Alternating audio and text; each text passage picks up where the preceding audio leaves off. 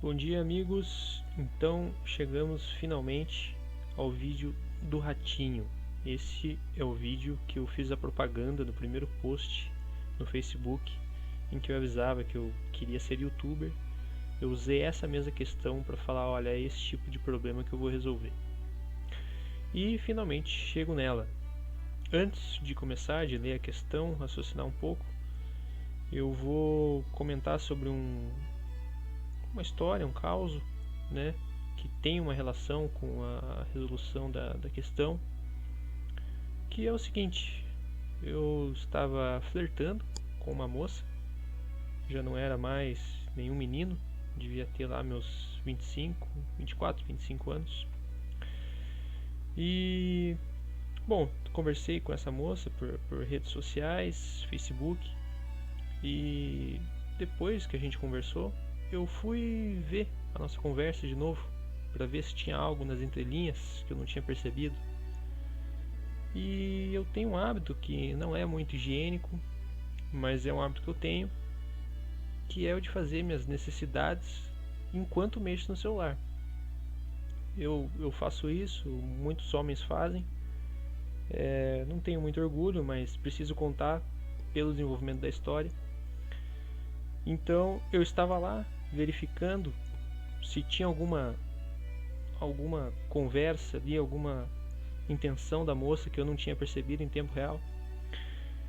E, bom, meu celular deu uma pequena travada, aí o screen touch ali deu uma travadinha, eu apertei no botão que eu não queria, sem saber que eu estava apertando, e quando menos percebi eu tive enviado uma foto para essa moça. Enquanto eu fazia minhas necessidades, eu mandei uma selfie para essa menina. E, bom, na hora que eu olhei aquela foto, eu fiquei surpreso como aquela foto foi parar ali.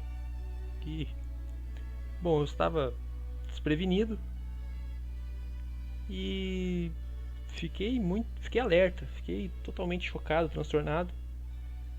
E aí queria apagar a foto antes que a menina visse, imediatamente. E quando você vai apagar uma foto, você tem duas opções, que é o apagar para todos e o apagar só para você. Como eu estava com muita pressa e alerta e ansioso, eu cliquei sem querer, sem pensar no apagar só para você. Ou seja, eu tinha enviado uma selfie minha para a menina que eu gostava enquanto defecava e não havia mais nada que eu pudesse fazer a respeito. Então, qual que é a lição que eu tiro aqui? É que quando a gente tem um problema, a gente não pode se afobar, porque se a gente se afobar e tentar resolver o problema de qualquer jeito, a gente pode ter um problema muito maior, infinitamente maior, que foi o que aconteceu comigo. Meu problema não era grande, era só eu apagar a mensagem, a menina nunca saberia que tinha uma selfie minha lá, mas eu apaguei a mensagem pra mim. Então o problema, que era pequeno, ele se transformou, ficou gigante. Ela viu a foto, virei motivo de piada. Então essa é a lição que eu deixo pra vocês, e isso tem tudo a ver com a questão que eu vou começar a resolver agora. Bom, lendo o enunciado aqui, ele começa assim, ele fala que tem um ratinho que está aqui na gaiola A. Então tá aqui o ratinho. É treinado para mudar de gaiola atravessando um túnel sempre que soa um alarme. Então sempre que soa um alarme ele vai mudar, né? Se ele está no A, ele vai pro B ou vai pro D, não sei ainda.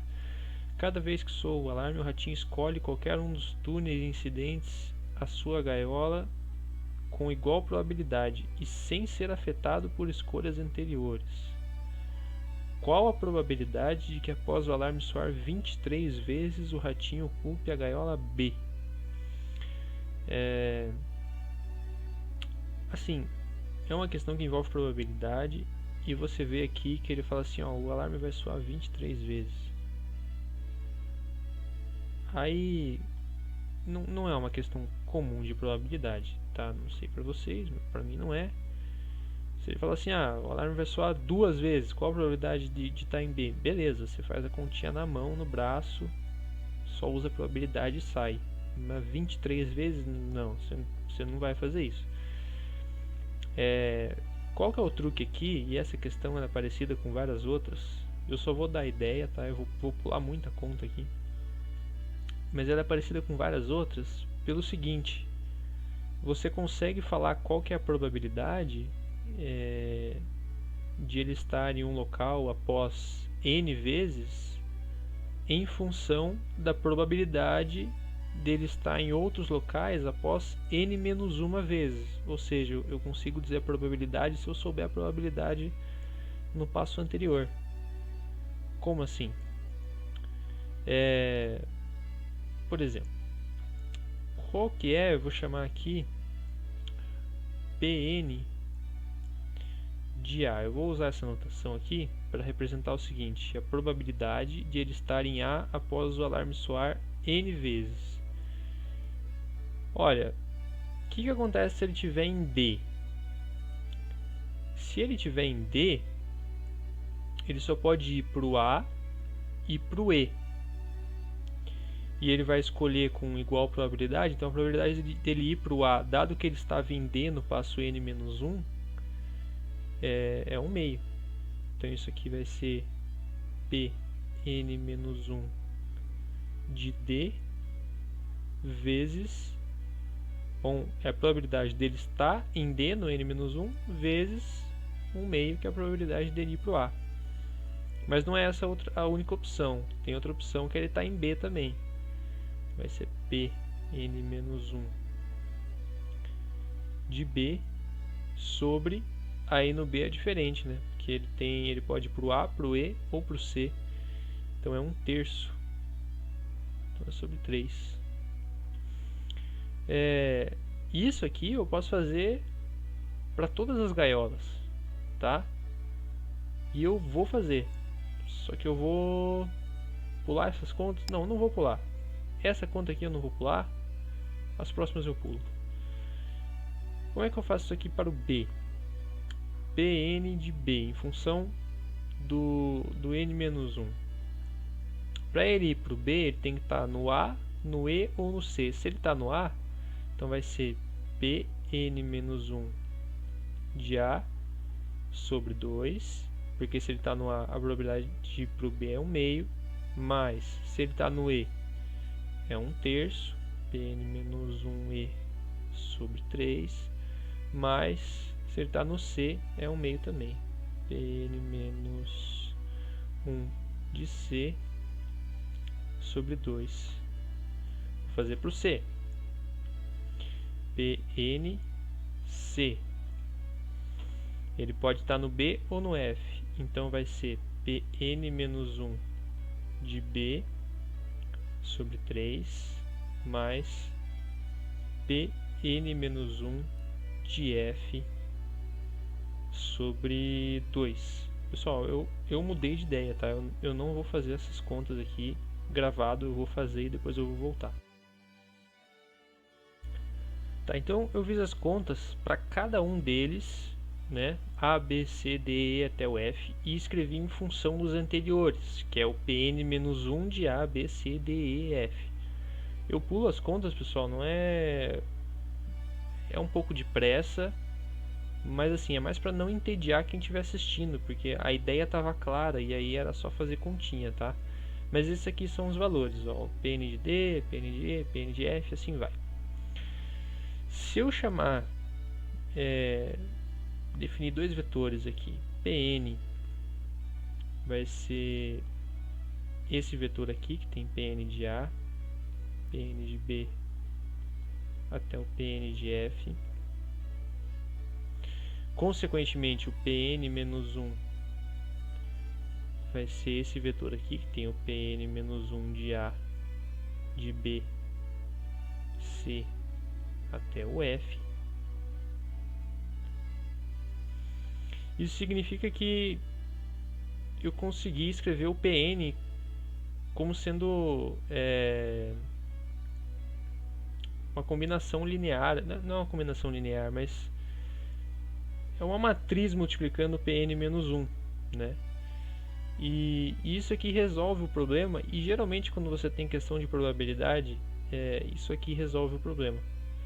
Então qual que é a matriz? Então eu vou ter o seguinte, Pn vai ser Vou escrever aqui uma matriz, a dimensão dessa matriz, claro, é 6 por 6, porque o Pn é um cara de 6 dimensões e o Pn-1 também tem 6 dimensões. Então você vai ter que Pn igual a uma matriz vezes Pn-1, e quem que é essa matriz? Bom, no A aqui, que é o primeiro elemento, o Pn-1 de D vai com o meio, Pn-1 de B vai com um terço. Então a primeira linha aqui, ela vai ser a seguinte: Pn-1 de A tem coeficiente igual a 0, Pn-1 de B tem coeficiente igual a 1 terço, Pn-1 de C 0, Pn-1 de D 1 meio, Pn-1 de E é 0, Pn-1 de F é 0. Então essa primeira linha aqui é os caras correspondentes ao Pn de A, que é justamente o primeiro vetor do Pn, beleza? E, bom, eu vou fazer isso também para todos os que aparecerem.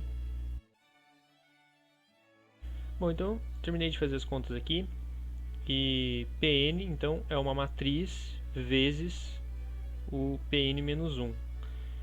Então, de uma maneira mais geral, eu posso escrever que Pn é igual a A vezes Pn-1, sendo que a matriz A é justamente isso aqui, tá? Bom, e no que isso me ajuda? A, ela tem uma matriz de Jordan, né, associada a ela, que é uma generalização da diagonalização. Assim, spoiler, A vai ser diagonalizável, pelo que eu me lembro, e a matriz de Jordan vai ser a matriz da diagonalização normal, a matriz diagonal normal. Mas em todo caso, eu posso escrever A como sendo M, que ficou estranho, M vezes J vezes M menos 1, ou M menos 1 JM, não muda. Porque assim, se Pn igual a vezes Pn menos 1, é fácil mostrar que o Pn vai ser A elevado a N vezes P0. E o P0 eu conheço.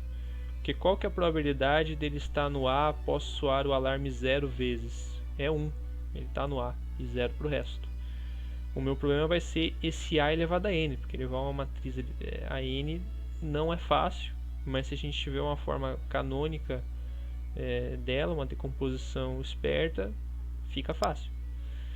Então, tendo essa decomposição esperta aqui, a gente vai ter que o A elevado a N vai ser M vezes J elevado a N vezes M menos 1.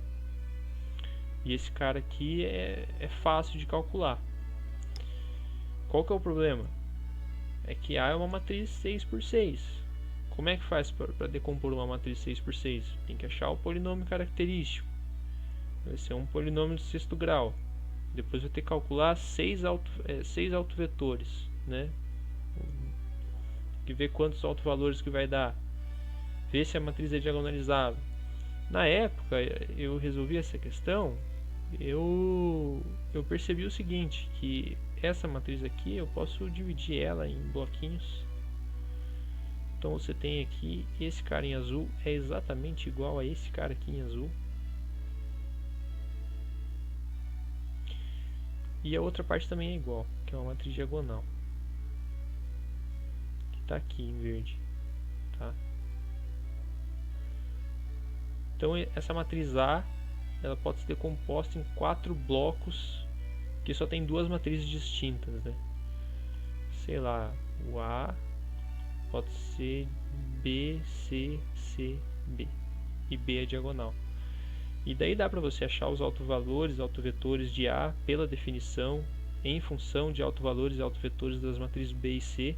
Foi isso que eu fiz e adianto para vocês que é muito difícil. Não difícil, é muito trabalhoso, muita continha para errar. E é aqui que a questão casa com o problema que eu contei no começo. Se a gente vai muito afobado resolver o problema, foi o que eu fiz aqui, a gente cai numa matriz 6 por 6 e aí a questão não sai. Você vai errar uma conta e não vai sair. Qual que é o pulo do gato então? É você olhar com calma perceber que você não precisa pegar a probabilidade em função logo do anterior. Isso não é útil. Por quê? O ratinho, ele está aqui no A, tá? Ele começa no A. Soa o alarme uma vez, ele pode estar no B, vou pintar de verde, ou no D. Soa o alarme mais uma vez, ele pode estar no C, no E ou no A. Soa o alarme mais uma vez, ele pode estar no F, no B, no D. Se soa o alarme mais uma vez, ele pode estar no A, no E, no C. O que eu estou querendo que vocês percebam? Se o alarme soa uma quantidade par de vezes, ele só pode estar no A, no C e no E. Se o alarme soa uma quantidade ímpar de vezes, ele só pode estar no D, no B e no F. Então, em vez de eu pegar o n-1 para fazer essa recorrência, eu vou pegar o n-2. Tá?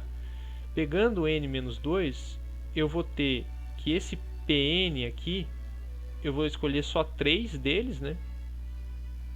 E escrever em função dos mesmos 3. Então a matriz que era 6 por 6, ela vira 3 por 3. Esse é o grande pulo de gato da questão. Eu vou continuar pulando conta, mas eu vou fazer bonitinho a matriz 3 por 3. Beleza? Continuando aqui, a gente chegou à conclusão então que se o alarme soar um número par de vezes, ele vai ser estar no A, C ou E. E se o alarme soar um número ímpar de vezes, ele vai estar no B, no D e no F. Ou seja, de 2 em 2, ele vai estar sempre no mesmo conjunto. Se eu começo a contar de um par e fico passando de 2 em 2, ele sempre vai estar aqui. Se eu começo no ímpar e contar de 2 em 2, ele sempre vai estar aqui. Então isso permite que eu escreva um desses dois conjuntos. Eu vou escolher esse, que é o de meu interesse, né? Mas permite que eu escreva um desses dois conjuntos, a probabilidade de estar em B, D e F, em função da probabilidade de estar em B, D e F dois passos atrás. Então isso vai ajudar bastante, porque daí em vez de você ter 6 variáveis para 6 incógnitas e uma matriz 6 por 6, que era no caso antigo, a gente vai ter uma matriz 3 por 3, que é muito mais fácil para diagonalizar, para usar exatamente aquele mesmo raciocínio de escrever a decomposição da matriz. Como ele quer saber a probabilidade de estar em B após 23 vezes ter soado o alarme, como é o B o cara em questão, então eu vou fazer para esse conjunto aqui. Então eu vou pegar e vou achar a probabilidade de estar em B, D e F em função de B, D e F dois passos atrás. Bom, assim como eu fiz quando eu estava seguindo um caminho errado, né, que era o caminho mais difícil, eu vou repetir aqui, que é começar a fazer as contas, mas para dar ideia, né, e o grosso das contas deixar e só exibir depois. Por exemplo, eu quero calcular Pn de B. Então a probabilidade de estar em B após n passos. E quem que é, né? Então, se o rato estiver em B no n-2, bom, como é que faz para sair do B e voltar para o B em dois passos? Então ele vai e volta, ou ele vai para o A e volta. Qual a probabilidade dele ir para o A? É 1/3 vezes ele estando no A. Qual a probabilidade de voltar para o B? 1/2. Mais ir para o E e voltar é 1/3, que é a probabilidade de ir para o E, vezes 1/3, que é estando no E a probabilidade de voltar para o B, mais ir para o C e voltar, que é 1/3 vezes 1/2 também. Isso aqui vai ser 1/6 mais 1/9 mais 1/6, que é igual a 4/9. Se estiver no D, tá? No passo n-2. Como é que faz para ir do D e chegar no B? Então ele pode ir pelo A e depois vai para o B, ou vai para o E e depois para o B. No primeiro caso, qual a probabilidade dele ir para o A? É 1/2. Qual a probabilidade de, estando no A, ir para o B? 1/2 também. Mais, probabilidade dele ir para o E é 1/2 vezes, estando no E, probabilidade de ir para o B é 1/3. Então, 1/4 mais 1/6. Isso aqui vai ser 5/12. Se estiver no F, no passo n-2, eu nem precisaria fazer a conta, porque é um problema assimétrico, né? Então, está no F e chegar no B, e está no D e chegar no B nesse problema é a mesma coisa. Dá 5/12 também. Mas, enfim. Estando no F, qual a probabilidade de ir para o C? É 1/2 vezes do C ir para o B, 1/2, mais a probabilidade do F ir para o C, 1/2, desculpa, 1/2 vezes, estando no E, a probabilidade de ir para o B é 1/3. Isso aqui também dá 5/12. Então, quanto que é Pn de B? Isso aqui vai ser 4/9 vezes Pn menos 2 de B, mais 5/12 vezes Pn menos 2 de D, mais 5/12 Pn menos 2 de F. Tá? Então, eu achei o Pn de B em função de Pn menos 2 de B, D e F, e eu vou fazer a mesma coisa com Pn de D e Pn de F, só que eu vou omitir essas contas, beleza?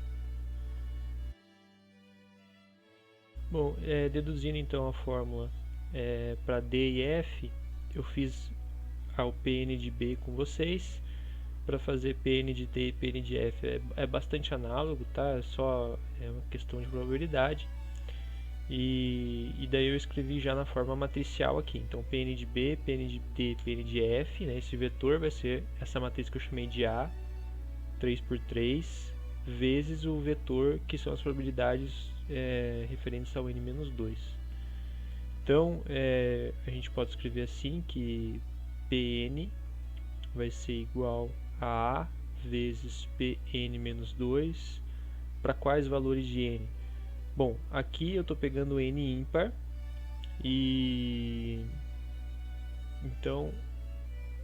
bom, como eu estou dependendo do n-2, ele não pode começar em 1, né?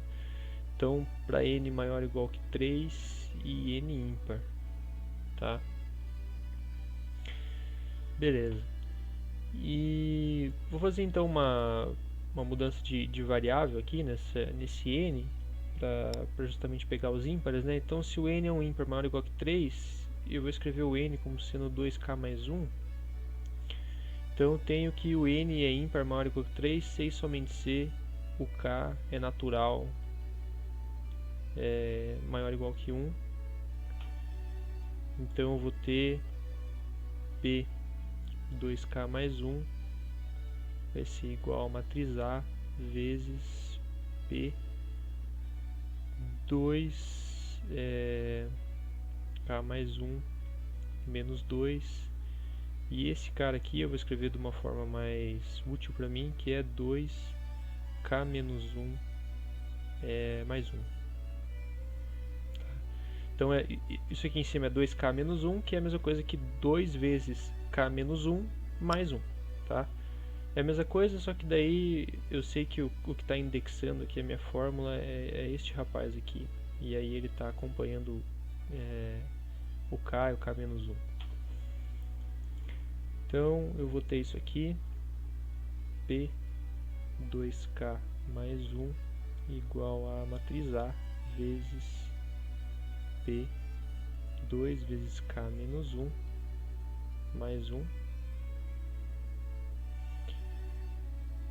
E, bom, o que acontece então se eu uso a fórmula para o K igual a K menos 1? Então vai ficar P2K menos 1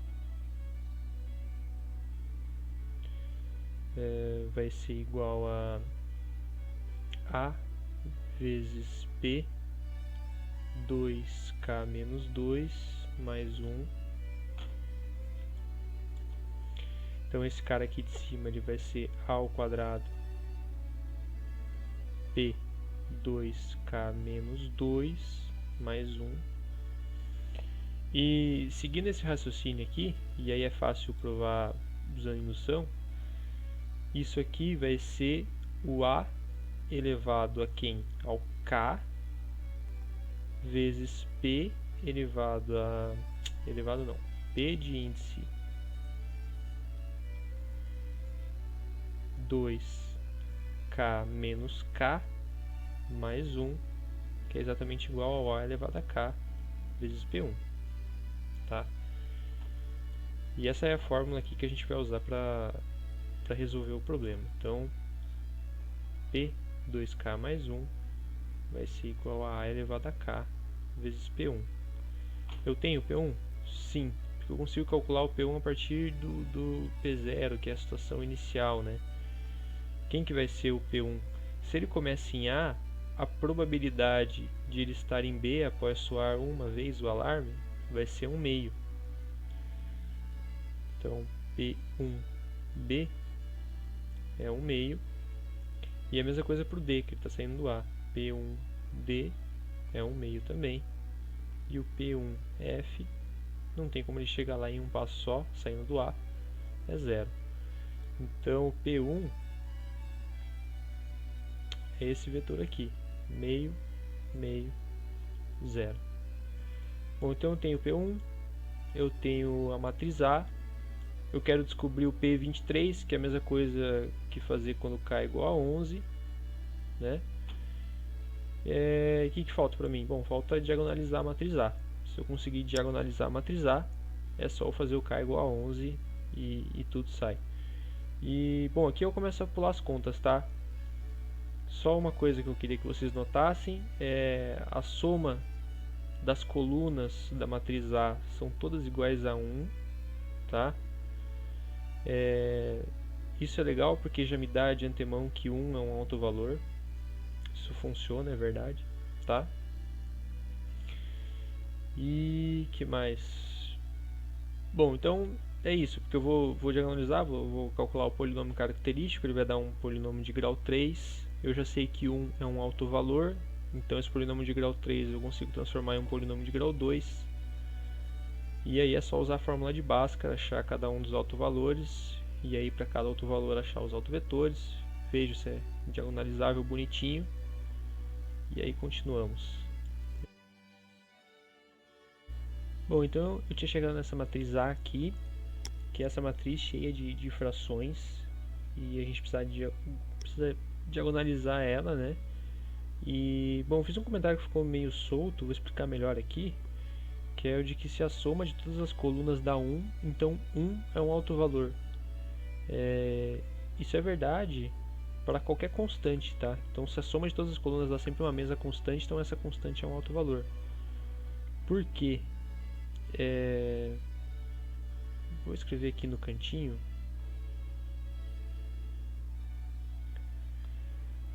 Se eu tiver que a soma de todas as colunas de A dá 1, por exemplo, eu vou ter que A transposto vezes o vetor que só tem 1. Cada um dos elementos aqui vai ser a soma das linhas de A. Então eu vou chamar aqui de S1, Sn, que é a soma das linhas de A transposto, né, aliás. Só que a soma das linhas de A transposto é a soma das colunas de A. Isso aqui, por hipótese, vai ser aquela constante lá, C, que é igual a C vezes o vetor com 1. Então eu tenho que essa constante C, que é a soma das colunas de A, é um autovalor de A transposto. Só que A e A transposto têm os mesmos autovalores, porque o determinante de A menos lambda I é igual ao determinante da sua matriz transposta, que é A transposto menos lambda I transposto. Ou seja, se você tem um valor C que é a raiz desse polinômio aqui em lambda, então ele também vai ser raiz desse polinômio aqui em lambda. Então A e A transposto têm os mesmos autovalores. Só justificando aquele comentário. E por que que a soma das colunas dessa matriz A ela dá 1? Porque, se você lembrar, o que que é o 4 nonos? Que é o primeiro elemento da primeira coluna ali, da primeira linha. Esse 4 nonos vai ser a probabilidade de acontecer o quê? De eu chegar em B em 2 passos partindo do B.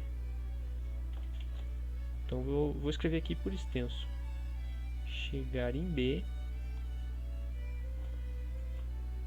em 2 passos. 2 passos aqui é o alarme soando, né? Partindo de B.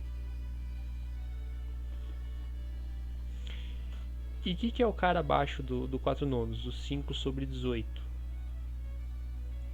O 5 sobre 18 é a probabilidade de chegar em D em 2 passos